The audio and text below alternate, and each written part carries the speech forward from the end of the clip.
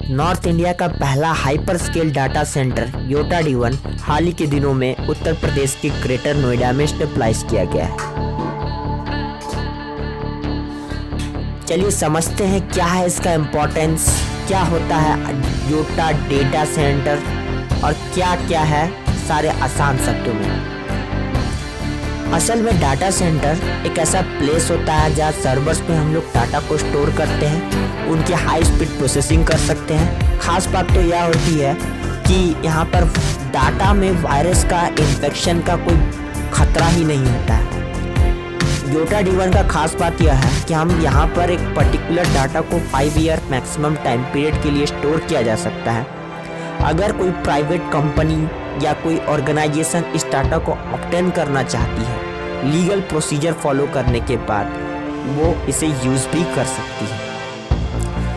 चलिए और समझते हैं क्या खासियत है योटा D1 के फीचर्स में। सबसे पहला है इंटरनेट पियरिंग एक्सचेंज, यानी डाटा सेंटर का डाटा सारा जा सकता है इंटरनेट में, और इंटरनेट में जाने के बाद इसे ग्लोबली वर्ल्ड वाइड कहीं पर भी एक्सेस किया जा सकता है यूजर्स के द्वारा।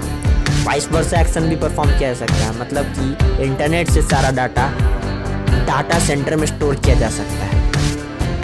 और यहाँ डायरेक्ट ऑप्टिक फाइबर कनेक्टिविटी की सुविधा भी मिल रही है, जिससे ग्लोबल कनेक्टिविटी को बढ़ाने में एक्सट्रीमली यूजफुल इम्पैक्ट क्रिएट किया जा सकता है। इसके अलावा ये पब्लिक क्लाउड सर्विस भी प्रोवाइड कर सकता है, जैसे कि आप आज के दिनों में गूगल क्लाउड करते हैं, जहाँ पर अपने इमेजेस, डॉक्यूमेंट्स और वीडियोस को इसमें स्टोर कर सकते हैं। चलिए समझते हैं आखिर क्या थी इसकी ज़रूरत और क्या इम्पैक्ट लाएगा यह हमारे देश पर।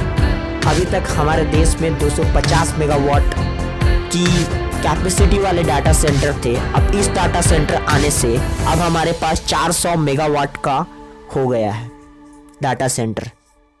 चलिए समझते हैं क्या है इसके कंसर्न्स, क्या चिंताएं हैं इस डाटा सेंटर को लेकर। असल में लेस डाटा सेंटर की कैपेसिटी होने के कारण से हमारे देश में डाटा को डिसेंट्रलाइज्ड वे, मतलब अलग अलग जगहों पर रखा जाता था, पर अब डाटा को एक जगह रखने पर हैकर इसे एक बार में हैक कर पूरा डाटा को ऑब्टेन कर सकते हैं और ये इम्पैक्टफुल हो सकता है। मगर इससे बचने का क्या तरीका है?